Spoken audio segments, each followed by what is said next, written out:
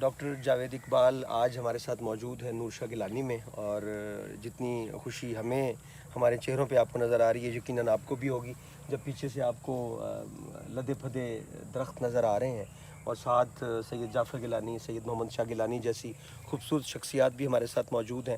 Doctor صاحب، سب سے پہلے تو یہ بتائیں کہ آج آپ اپنے بزی اسکیجول میں اس وقت نکال کے آئے ہیں، کیسا لگ رہا ہے؟ اگر تو ایک فکرے میں اس کا جواب دوں تو وہ تو ہے بہت اچھا لگ رہا ہے مگر یہ ایک فکرہ کافی نہیں ہے اس فیلنگ کا اظہار کرنے کے لیے۔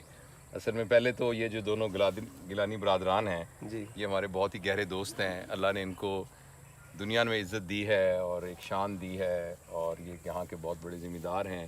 مگر بڑا ذمہ دار ہونا شاید اتنی اہم بات نہ ہو، اصل بات یہ ہے کہ بہت بڑے انسان ہیں اور ان کے یہاں فیض چل رہا ہے، ان کا ایک روحانی فیض بھی ہے، مگر جس طریقے سے یہ اپنے تمام لوگوں کی خدمت کرتے ہیں، اور یہ ان کے بارے میں اگر میں کہوں نا کہ یہ کیا ہے تو یہ بنیادی طور پر ایک لفظ سے کہوں تو یہ محبت ہے اور تو ان کا شکریہ کہ یہ یہاں لے کے آئے۔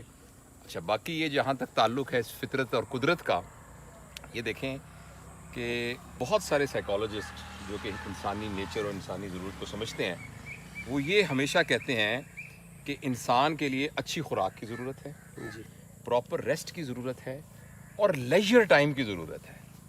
اچھا، ہم میں سے جو بہت ذہین لوگ ہوتے ہیں اور جو بہت مصروف لوگ ہوتے ہیں اور جنہوں نے وہ اس بات کو بھول جاتے ہیں کہ لیجر ٹائم ہونا جو ہے وہ زندگی کی بہت بڑی ضرورت ہے۔ لیجر ٹائم وہ ہوتا ہے کہ جس میں آپ اپنے پیاروں کے ساتھ اور دوستوں کے ساتھ بغیر کسی مقصد کے بیٹھے ہیں، یعنی آپ کو مقصد نہیں ہے، آپ کے ویسٹڈ انٹرسٹ نہ ہو، کوئی بزنس میٹنگ نہیں ہو رہی، لیکن آپ کے دوست یہاں بیٹھے ہیں اور ان کے ساتھ بیٹھ کر بس آپ بیٹھے ہیں، اور آپ کا ایک دوسرے سے کوئی کام بھی نہیں ہے، اور آپ کا کوئی پہلے سے طے شدہ کوئی پلان بھی نہیں ہے۔ یہ بھی نہیں کہ آپ نے آج نا آموں کی نگہداشت کے بارے میں گفتگو کرنی ہے، آپ نے کچھ بھی نہیں کرنا، آپ نے بیٹھنا ہے۔ تو یہ جو لیجر ٹائم ہے یہ انسان کی بہت بڑی ضرورت ہے، تو یہ ایک اپرچونٹی یہاں ہوئی ہے۔ اور دوسرا بھی جیسے نا وہ اقبال کا مشہور شعر ہے کہ فطرت کے مقاصد کی کرتا ہے نگہبانی، یا بندہ صحرائی یا مرد کوہستانی۔ تو وہ کوہستان اور جو صحرا ہے وہ صرف سمبل ہے، بنیادی طور پہ تو فطرت ہے کہ جو قدرت کی چیز ہے، جو سنتھیٹک نہیں ہے، جو انسان نے خود نہیں بنائی ہوئی، جو اللہ تعالیٰ کی یعنی زمین کی کوکھ سے نکل کے آتی ہے۔ تو آپ دیکھیں نا اس وقت اگر میں یہ بولنا بند کر دوں، کیا اس خاموشی کو سن رہے ہیں آپ؟ دیکھیں یہ کتنی خوبصورت خاموشی ہے، اور اس کے اندر جو آواز آ رہی ہے وہ کسی فیکٹری کی آواز نہیں آ رہی، کسی کار کے چلنے کی آواز نہیں آ رہی نا، جو آواز آ رہی ہے وہ وہی آ رہی ہے جو قدرت کی آواز آ رہی ہے، کوئی پرندہ بول رہا ہے، کوئی ہوا کی سنسناہٹ ہو رہی ہے۔ میں ایک منٹ چپ کرتا ہوں، پتہ نہیں کیمرہ اس کو کیپچر کر سکتا ہے اس خاموشی کو کہ نہیں۔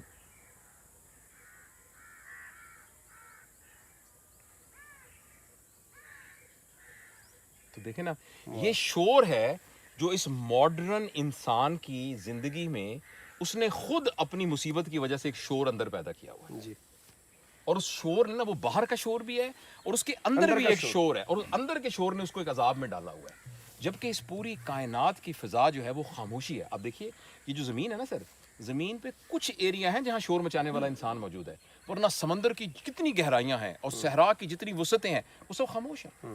اس زمین سے لے کر چاند تک 6 کروڑ 80 لاکھ، پتہ نہیں ٹیکنیکلی اگر میں غلط بھی ہوں تو معاف کیجیے گا، یہاں سے لے کر جو قریب ترین جو جسم ہے وہ چاند ہے، اور یہاں سے لے کر وہاں تک صرف خاموشی ہے۔ وہاں سے اگر آپ مریخ تک چلے جائیں بالکل خاموشی ہے، مریخ کے آگے مشتری کتنا ہے تو پوری خاموشی ہے۔ اس انسان نے ایک مصیبت ڈالی ہوئی ہے اپنے اوپر کہ اپنے اندر اور باہر ایک شور پیدا کیا ہوا ہے، اور اس شور کی وجہ سے نا اس نے اپنے آپ کو اذیت میں ڈالا ہوا ہے۔ تو یہ ہمیں نا کچھ، یہ آپ کا احسان ہے کہ آپ نے ہم دعوت دی اور ہم آ کے نا تھوڑی دیر اس شور سے دور ہوئے، اور میرا یہ دل چاہتا ہے کہ بھی اس طرح کے بہت سے اور موقع آئیں جس میں ہم قدرت کے قریب آئیں، اور دیکھیں نا اللہ پاک کی کرسی، واسیہ کرسی السما، وہاں اس کے پائیدان تک، وہاں تک تو پہنچنا ہمارے کبھی کم پتہ ہی نہیں ہے، لیکن خدا تعالیٰ کی پہنچ بھی قدرت کے ذریعے سے۔ ڈاکٹر صاحب یہ بتائیں کہ عموماً لوگ جیسے گرمیاں شروع ہو رہی ہیں تو لوگ سیر و تفریح کے لیے مختلف ناردرن ایریاز میں پہاڑوں پہ ادھر ادھر جاتے ہیں، تو آپ کے ارد گرد بھی تو اتنے حسین مناظر موجود ہیں یہاں پہ، آپ کو جو لیجر ہے، جو اندر کا سولس ہے، جو سیٹسفیکشن ہے، جو آپ کا کتھارسس ہے وہ ملتا ہے آپ کو،